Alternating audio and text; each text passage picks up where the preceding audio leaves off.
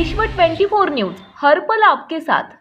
अतिशय चांगला हा निकाल आलेला आहे आणि सर्व घटकातील 53% ओबीसी समाजाला खऱ्या अर्थानं न्याय मिळाला। आणि गेल्या नगरपंचायतीला इलेक्शन झालं, त्या इलेक्शनमध्ये 22 नगराध्यक्ष ओबीसी समाजाचे वंचित राहिले व 109 नगरसेवक होता आलं नाही।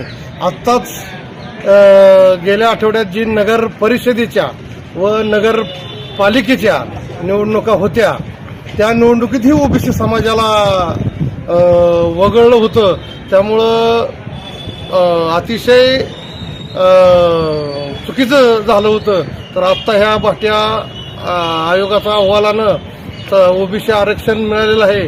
जसं मध्य प्रदेश सरकारनं केलं, तसं महाराष्ट्र सरकारचे माननीय मुख्यमंत्री साहेब एकनाथराव शिंदे साहेब व उपमुख्यमंत्री साहेब देवेंद्रजी फडणवीस साहेब यांचं मी जाहीर आभार मानतो।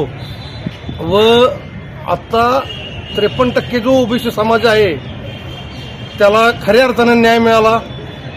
अजून परत एकदा त्यांचं मी जाहीर आभार मानतो।